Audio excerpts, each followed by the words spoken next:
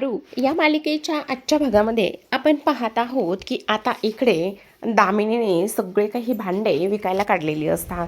विकायला म्हणजेच की तिला ते भांडे सगळे काही भंगारवर घालायचे असतात. तिचं असं म्हणणं असतं की नाही, आता ह्या घरामध्ये ज्या काही गोष्टी मी करणार आहे त्या मी माझ्याच मर्जीने आणि मला पाहिजे त्याच पद्धतीने मी हे सगळं करणार आहे. मी इथे कोणाचं काहीच ऐकणार नाही, असं इथे तिचं स्पष्टपणे म्हणणं असतं. आणि त्याचमुळे तिने हा सगळा काही इथे घाट घातलेला असतो. आता इकडे म्हणजे काही प्रिया आहे, त्याचबरोबर सावित्री, ह्या दोघीही जणी तिला फार समजून सांगण्याचा प्रयत्न करत असतात. पण तिचं असं म्हणणं असतं की माझ्यापेक्षा जास्त तुम्हाला ह्या सगळ्या गोष्टी समजतायत का? हे बघा, आता काही जरी झालं ना तरीसुद्धा ही जी काही जुनी भांडी आहेत ती जुनी भांडी आपण इथे ठेवायची नाही आहेत. म्हणजे ही जी काही जुनी भांडी आहेत ना, ती सर्व जुनी भांडी आपण इथे विकायची आहेत आणि त्याच बदल्यात इकडे नवीन भांडी घ्यायची आहेत. किंवा आपण किर्लोस्कर आहोत की नाही, मग आपण किर्लोस्कर असल्या कारणाने काही जरी झालं ना तरीसुद्धा आपल्या घरामध्ये इथे नवीनच भांडी येणार, हा सगळा काही इथे आता दामिनीचा घाट असतो आणि त्याचमुळे ती हे सगळं काही इथे बोलत असते. पण आता इकडे जी काही प्रिया आणि त्याचबरोबर सावित्री, ह्या दोघीही जणी म्हणत असतात, आता तुम्ही कसं सांगू तुम्हाला, तुम्ही जर ही भांडी विकली त्याचबरोबर इकडे ह्या सगळ्या गोष्टी आईंना समजल्या तर त्या तुम्हाला ओरडतील. वा ती लगेचच म्हणत असते, हो तू अगदी बरोबर बोलतेस बाई, मग मी काय करते, राहू दे, हे थोडे दिवस भांडे जे आहेत ना ते तसेच राहू दे. आत्ता ही भांडी जी आहेत ना ती भांडी भंगारवर देण्याचा जो काही ते प्लॅन आहे ना, तो प्लॅन मी इथे तात्पुरता जो आहे ना तो तसाच ठेवते. आत्ताच ही भांडी भंगारवर नको द्यायला, असं इथे आता ती बोलत असते. तेव्हा इकडे आता दुसऱ्या बाजूला आपण पाहतो की सगळेजण हॉलमध्ये बसलेले असतात आणि चर्चा सुरू असते. ते म्हणजेच की आता इकडे जे काही चित्रप्रदर्शन करायचं आहे त्या संदर्भामध्येच ही सगळी काही चर्चा आणि ह्या सगळ्या काही गोष्टी इथे सुरू असतात. तेव्हा इकडे आता ही लोक बोलत असतात की खरं तर आता हे सगळं कसं होणार आहे, काय होणार आहे, ह्या सगळ्या गोष्टीचं मला थोडंसं टेन्शनच आलेलं आहे. आता इकडे सगळेजण बसलेले असतात तेवढ्यातच वरून दामिनी येते. आता दामिनीला ही लोक पाहतात तेव्हा मात्र सगळ्यांना फारच मोठा धक्का बसतो की दामिनी अशा अवतारामध्ये इथे आलेली आहे आणि त्याचबरोबर दामिनीचं हे सगळं काही काय चाललेलं आहे असा इकडे ती लोक विचार करत असतात. आता मोहन धावतच जातो. मोहन धावतच गेल्यानंतर इकडे तो विचार करत असतो, काय चाललंय हे तुझं सगळं, म्हणजे तुझ्या एक गोष्ट लक्षात येते का, तू असे कपडे का बरं घातलेले आहेस? तेव्हाच दामिनी म्हणत असते, का घातलेले आहेत म्हणजे, म्हणजे आपण कोण आहोत, आपण किर्लोस्कर आहोत. मग किर्लोस्करांनी असे कपडे नाही घालायचे तर मग कसे कपडे घालायचे? तेव्हा आता इकडे जे काही श्रीकांत आहे ते म्हणत असतात, अगं किर्लोस्करांचा आणि त्याचबरोबर इकडे ह्या कपड्यांचा काय संबंध आहे? असं काय करताय दादासाहेब, अहो आपण किर्लोस्कर आहोत, मग आपलं स्टँडर्ड वगैरे ह्या सगळ्या गोष्टी. तेवढ्यातच हे वहिनीसारखं सतत गजरा, एवढे मोठे दागिने, एवढ्या मोठ्या साड्या घालून असं फिरणं काही मला काही जमत नाही बाबा, त्याचमुळे मी हे सगळं काही इथे करत आहे. तेव्हा लगेच आता इकडे मोहन म्हणत असतो, काय चाललंय तुझं, कोणाशी बोलतेस?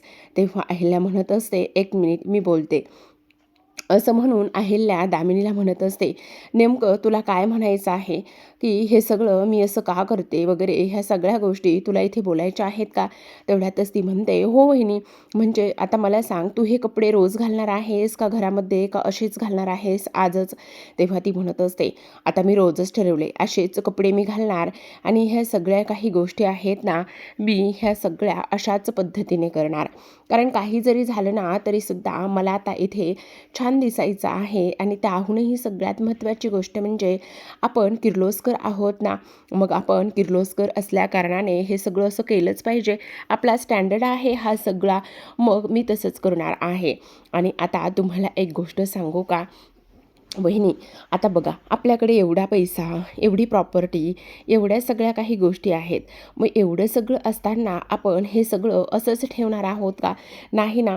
त्या सगळ्या गोष्टींचा आपल्याला इथे फायदा आणि हे सगळं काही झालंच पाहिजे की नाही, असं सुद्धा आता इकडे ती बोलत असते. तेव्हा मोहन म्हणत असतो, अगं तुला एक गोष्ट सांगू का? खरं तर आपल्या खोलीमध्ये सगळे काही चेंजेस करायचे आहेत. आता ह्या हॉलमधलं त्याचबरोबर हे कर्टन हे सगळं आपण नंतर बघूया. पण खोलीमध्ये काहीतरी चेंजेस करायचे आहेत ना, ते चेंजेस आपण इथे करून घेऊया, ते सगळ्यात जास्त महत्त्वाचं आहे, असं सुद्धा आता इकडे ते बोलत असतात. त्या सोबतीला इकडे आता मोहन तिला खोलीमध्ये घेऊन गेलेला असतो. इकडे आता लगेचच प्रिया म्हणत असते, काय चाललंय ना ह्यांचं वागणं, ते तर मला काही कळतच नाही. इकडे तुम्हाला एक गोष्ट सांगू का, इकडे त्या किचनमध्ये सुद्धा म्हणत होत्या की सगळी भांडी आणि ते सगळं आपल्याला इथे विकून टाकायचं आहे, असं म्हणत होत्या. मग तेच कळत नाही की नेमकं काय चाललेलं आहे. तर आता दुसऱ्या बाजूला आपण पाहतो तर काय, इकडे आता जो काही प्रीतम आहे तो फोनवर बोलत असतो. फोनवर बोलत असतानाच इकडे जो काही प्रीतम आहे त्याच्यापुढे एक चिठ्ठी येऊन पडते. त्याच्यापुढे एक चिठ्ठी येऊन पडल्यानंतर इकडे मात्र तो ती चिठ्ठी उचलतो आणि त्याने ती चिठ्ठी उचलल्यानंतर आता तो पाहत असतो की ती चिठ्ठी काय आहे ते. तेव्हा प्रीतम ती चिठ्ठी हातामध्ये घेतो आणि प्रीतमने ती चिठ्ठी हातामध्ये घेतल्यानंतर ती चिठ्ठी वाचतो आणि त्या चिठ्ठीमध्ये आता प्रीतमसाठी एक मेसेज असतो. त्यावर असं स्पष्टपणे लिहिलेलं असतं की हे बघ प्रीतम, मी काय सांगते ते नीट लक्षात ठेव.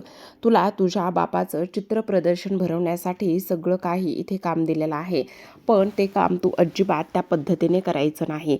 काही जरी झालं तरीसुद्धा मी सांगेल आणि मी म्हणेल त्याच पद्धतीने ते सगळं काम तू इथे करायचं आहे, समजलं तुला? म्हणजे इकडे तुझ्या त्या बाबांच्या चित्राची तुला होळी करायची आहे, ही गोष्ट तू लक्षात ठेव. आता हे सगळं काही त्याने वाचल्यानंतर त्याला तर फारच मोठा धक्का बसतो की इकडे माझ्या बाबांनी ह्या सगळ्या गोष्टी मला इथे करायला सांगितल्यात, हे सगळं काय आहे असा इकडे तो विचार करू लागतो आणि अक्षरशः त्याला टेन्शन आलेलं असतं. नाही, काही जरी झालं ना तरीसुद्धा हे सगळं आता ह्या पद्धतीने होता कामा नये.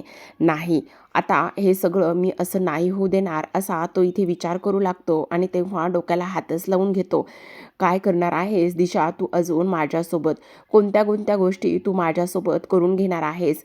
मला आता हे सगळं एकट्याला सहन होत नाही. काही जरी झालं ना तरीसुद्धा मी हे अजिबात सहन करणार नाही, हे सगळं तो आता इथे बोलू लागतो. अरे पारू, तू कुठे आहेस यार? प्लीज ये ना पारू, ये ना. मला आता हे सगळं सहन होत नाही आहे. मी आता हे सगळं एकटा नाही सहन करू शकत आहे. पारू, मला तुझी फार आठवण येते. प्लीज तू ये ना लवकर, प्लीज तू ये ना लवकर, असं इथे तो बोलू लागतो. आणि ह्या सगळ्या गोष्टी बोलल्यानंतर आता पारूला त्याची खूप गरज असते आणि मी हे सगळं एकटा नाही सहन करू शकत, ह्या सगळ्या गोष्टी तो इथे बोलू लागलेला असतो. तेव्हाच आपण दुसऱ्या बाजूला पाहतो तर इकडे अहिल्या खोलीमध्ये असते.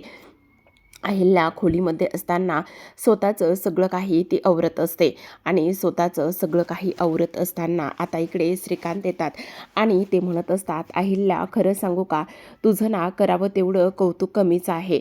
तेव्हा ती म्हणत असते, नेमकं का आणि कशाबद्दल बोलतोय श्रीकांत? तेव्हा श्रीकांत म्हणत असतात, बघ ना आता तू इथे काय काय आणि कशा पद्धतीने सगळ्या गोष्टी हँडल केलेल्या आहेस. म्हणजे बघ ना, माझ्या तर कधी मनामध्ये सुद्धा आलं नाही की इकडे तू माझ्या चित्राचं इथे प्रदर्शन भरवशील किंवा ह्या सगळ्या काही गोष्टी इथे तू करशील. खरंच अहिल्या, तू माझ्यासाठी एवढा वेळ काढला आहेस आणि एवढं सगळं केलं आहेस ना, ते सगळं काही ऐकल्यानंतर मला तर फारच आनंद झालेला आहे आणि तुझं कौतुकसुद्धा मला फार वाटतंय बघ, असं सुद्धा आता इकडे ती बोलत असते. तेव्हा आता अहिल्या म्हणत असते, हे काय आहे श्रीकांत, एवढ्या सगळ्या काही गोष्टी बोलायची आणि हे सगळं काही करण्याची काही एक गरज नाही आहे आणि उगाचच माझं कौतुक आणि हे सगळं नको करूच बरं. तेव्हा लगेच श्रीकांत म्हणत असतात, अगं असं काय करतेस? मी कौतुक आणि हे सगळं कुठे काय करतोय? तुला एक गोष्ट सांगू का, हे सगळं तुझ्यामुळे शक्य झालेलं आहे. तेव्हा लगेच अहिल्या म्हणत असते, अरे फक्त आत्ता हे चित्र प्रदर्शन जे आहे ना ते इथे भरवलेलं आहे आणि लवकरच आपण आउट ऑफ सुद्धा हे चित्र प्रदर्शन भरवणार आहोत. त्यामुळे तू त्या सगळ्या गोष्टीची सुद्धा आता इकडे तयारी करायला हवीस. तेव्हा लगेच आता इकडे तो म्हणत असतो, काय सांगतेस काय? म्हणजे तू माझं आउट ऑफ सुद्धा चित्र प्रदर्शन भरवणार आहेस? ह्या सगळ्या गोष्टी मला तर अक्षरशः इथे समजतच नाहीत, असं सुद्धा तो आता इकडे बोलू लागलेला असतो. तेव्हा अहिल्या, खरंच थँक्यू, हा पुन्हा एकदा मनापासून थँक्यू, हे सगळं काही इथे आता तो बोलत असतो. तेव्हा लगेच आता श्रीकांत म्हणत असतात, पण तुला एक गोष्ट सांगू का, मला तुला आणखी एका गोष्टीसाठी स्पेशली थँक्यू म्हणायचं आहे. तेव्हा अहिल्या म्हणत असते, आता किती तो माझा थँक्यूचा कौतुक सोहळा करणार आहात, बाद झालं ना रे श्रीकांतता. तेव्हा लगेच श्रीकांत म्हणत असतात, अगं तसं नाही अहिल्या, पण एक गोष्ट सांगू का, तू इकडे विश्वास ठेवून ह्या सगळ्या गोष्टीवर इथे जो काही प्रीतम आहे त्याच्यावर एवढी मोठी जबाबदारी दिली आहेस ना, त्यामुळे मला तर आनंद हा होतच आहे बघ. खरंच तुझं कौतुक करावं ना तेवढं कमीच आहे. तेव्हा अहिल्या म्हणत असते, बघूयात आता, त्याला तर ही सगळी जिम्मेदारी आणि ह्या सगळ्या गोष्टी करायला तर सांगितलेलं आहे, पण आता तो त्या सगळ्या गोष्टी कशा पद्धतीने करतो आणि काय नाही हे पाहायचं आहे मला. तर आता दुसऱ्या बाजूला आपण पाहतो की श्रीकांत च्या ज्या काही पेंटिंग्स आहेत त्या पेंटिंग्स घेण्यासाठी आपला जो काही इकडे आता प्रीतम आहे, तो प्रीतम आता खोलीमध्ये आलेला असतो. आणि प्रीतम खोलीमध्ये आल्यानंतर इकडे तो त्या सगळ्या काही ज्या पेंटिंग्स आहेत ना, त्या सगळ्या पेंटिंग्स इथे पाहत असतो. आणि सगळ्या पेंटिंग्स पाहिल्यानंतर आता इकडे तो एका गोष्टीचा विचार करतो की काय करू, मला तर समजतच नाही की काय करावं आणि काय नाही ते. कारण मला तर फारच भीती वाटत आहे ह्या सगळ्या गोष्टीची. ह्या सगळ्या गोष्टीबरोबर बाबांची कितीतरी स्वप्न आणि ते सगळं काही इथे जोडलं गेलेलं आहे. पण आता ह्या बाबांच्या पेंटिंग्स माझ्या हातून जाळून घेणार आहे ती म्हणजेच की दिशा. दिशा, तू अजून कोणत्या आणि किती खालच्या थराला जाशील हे मला तर कळतच नाही. मला तर तुझा फार रागसुद्धा येतोय ग दिशा, पण त्या सगळ्या गोष्टीबद्दल मी इथे काहीच करू शकत नाही, कारण माझे हात दगडाखाली आहेत असं सुद्धा आता इकडे तो बोलू लागतो. हे सगळं काही बोलत असताना आता जो काही प्रीतम आहे तो प्रीतम मात्र खूपच जास्त टेन्शनमध्ये आलेला असतो आणि त्याचबरोबर ह्या सगळ्या गोष्टींचा तो इथे विचारसुद्धा करू लागलेला असतो. सोबतच आता आपण पाहतो की इकडे प्रीतम रडत असतो, पण आता त्या पेंटिंग्सवरून तो हात फिरवत असतो आणि काही जरी झालं ना तरीसुद्धा त्या ज्या काही पेंटिंग्स आहेत त्या पेंटिंग्स त्याला तिथून घ्यायच्या असतात. आणि त्या पेंटिंग्स घेतल्यानंतर इकडे त्या पेंटिंग्स त्याला डिस्ट्रॉयसुद्धा करायच्या असतात. ह्यासुद्धा गोष्टी तेवढ्याच जास्त महत्त्वाच्या असतात. आता आपण पाहतो तर इकडे जो काही प्रीतम आहे तो प्रीतम सगळ्या पेंटिंग्स इथे जमा करतो आणि म्हणत असतो की बाबा मला माफ करा, खरं तर माझी फार मोठी चूक होते ह्या सगळ्या गोष्टी करून, पण माझ्याकडे आता कोणताच दुसरा पर्याय नाही आहे. इकडे हे सगळं मला करावंच लागणार आहे, कारण ह्या सगळ्या गोष्टी माझ्याकडून करून घेतल्या जात आहेत. त्यामुळे बाबा प्लीज मला माफ करा, असं सुद्धा आता इकडे तो बोलू लागतो. त्याच सोबतीला आपण पाहतो तर इकडे आता जो काही प्रीतम आहे त्या प्रीतमने सगळ्या पेंटिंग्स इथे जमा केलेल्या असतात. आणि त्या प्रीतमने सगळ्या पेंटिंग्स इथे जमा केल्यानंतर आता इकडे तो त्या सगळ्या काही ज्या पेंटिंग्स आहेत त्या सगळ्या पेंटिंग्स इथे बाहेरसुद्धा घेऊन जाताना सुद्धा आपल्याला इथे पाहायला दिसत आहे. त्याचसोबत इकडे आता तो मनावर दगड ठेवून ह्या सगळ्या काही गोष्टी इथे करत असतो, कारण ह्या सगळ्या पेंटिंग ज्या आहेत त्या त्याला डिस्ट्रॉय करायच्या असतात. आणि त्याचमुळे तो हे एवढं मोठं टोकाचं पाऊल उचलत असतो. फक्त आणि फक्त इथे ही जी काही दिशा आहे त्या दिशानेच हा खेळ खेळलेला असतो आणि त्या दिशाने खेळलेल्या हे खेळाला तो आता इथे बळी पडलेला असतो. आता दुसऱ्या दिवशी सकाळची वेळ असते. दामिनी खूपच उशिरापर्यंत झोपलेली असते आणि झोपल्यानंतर ढारढार ढोरत असते. आणि घोरत असताना आता इकडे ती जागी येते तिला आणि तेव्हा म्हणत असते, बापरे, हे सगळे काही जे चित्रविचित्र आवाज होते ते सगळे चित्रविचित्र आवाज मी काढत होते, म्हणजे ह्या सगळ्या गोष्टी माझ्यामुळे होत होत्या असा ती विचार करते आणि दचकनच उठून बसते. म्हणजे हे उठून सुद्धा गेले. आज तर इकडे पेपर पाहायचा आहे, लॉटरी लागली असेल का, ह्या सगळ्या गोष्टीचा ती इथे विचार करते. आणि त्याचबरोबर काही जरी झालं तरी सुद्धा हा पेपर मला पाहायचा आहे असं सुद्धा ती इथे बोलत असते. आता हा पेपर पाहिल्यानंतरच मला सुद्धा समजेल की मला लॉटरी लागलेली आहे की नाही, पण आता तो पेपर कोणी वाचायला नको, काय करू, मला पटकन इथे जाऊन तो पेपर पाहायचा आहे. आणि तो पेपर पाहिल्यानंतरच सगळ्या काही गोष्टी आणि ते सगळं काही समजेल असा सुद्धा ती इथे विचार करू लागते. सोबतच आता इकडे म्हणत असते, हे परमेश्वरा, माझा जर लॉटरीमध्ये नंबर आला ना तर इकडे तू मला 10 करोडची लॉटरी लागू दे, तर मी तुला पावशर जो काही बुंदी आहे ती नक्कीच चढवेल असं इकडे ती म्हणते. पण आता मात्र पटकन जाऊन तो पेपर पाहायला पाहिजे असा विचार करते आणि फ्रेश होण्यासाठी निघून जाते. दुसऱ्या बाजूला सगळेजण हॉलमध्ये बसलेले असतात. आता दुसऱ्या बाजूला सगळेजण हॉलमध्ये बसलेले असताना इकडे मोहन काही ऑफिसच्या कामाबद्दल अहिल्याशी चर्चा करत असतो आणि ऑफिसच्या कामाबद्दल अहिल्याशी चर्चा करत असताना इकडे आता तो म्हणत असतो, वहिनी हे जे काही डॉक्युमेंट्स आणि ह्या सगळ्या गोष्टी आहेत ना त्या सगळ्यावर तुझ्या साईन हव्या आहेत. तेव्हा ती म्हणत असते, हो पण वाचून घे एकदा. तेवढ्यातच आपण पाहतो तर इथे आता धावतच पळतच जी काही दामिनी आहे ती आलेली असते आणि लगेचच दादासाहेबांच्या हातामध्ये जो पेपर आहे तो पेपर ती ओढूनच घेते आणि तो पेपर ओढून घेतल्यानंतर आता इकडे ते म्हणत असतात, अरे काय चाललंय तुझं हे सगळं, असं कोण वागतं का? तेव्हा ती म्हणत असते, हो मी वागते ना, पण का, कशामुळे वागतेस हे सगळं काही, का असं करतेस? तेव्हा लगेच आता ती म्हणत असते, त्याचं काय ना, आज मला पेपर वाचायचा आहे. तेव्हा ती तिला विचारत असतात, तुला आज पेपर का आणि कशामुळे वाचायचा आहे? तू वेडी आहेस का, डोक्यावर पडली आहेस का? तेव्हा लगेच अहिल्या म्हणत असते, आत्तापर्यंत तर तू कधी पेपरला हातसुद्धा लावला नाही आहेस आणि तुला आज चक्क पेपर वाचायचा आहे का आणि कशामुळे तुला पेपर वाचायचा आहे असं सुद्धा इकडे आता ती बोलत असते. तेव्हा लगेच आता इकडे ती म्हणत असते, अरे मी सांगते ना मला पेपर वाचायचा आहे म्हणून, कारण आजपासून मी पेपर वाचणारच आहे. तेव्हा लगेच विचार करते, नाही नाही नको नको, जर आपण ह्या सगळ्या गोष्टी त्या लोकांना सांगितल्या आणि सगळ्यांना जर त्या गोष्टी सांगितल्या तर मग खूपच मोठा प्रॉब्लेम होईल. नाही नको, हे सगळं अजिबातच सांगायला नको, त्यापेक्षा माझं मीच बघते. तेव्हा दामिनीच्या मनामध्ये विचार येतो, नाही नाही, ह्या सगळ्या ज्या गोष्टी आहेत ना ह्या लोकांना सांगायला नको.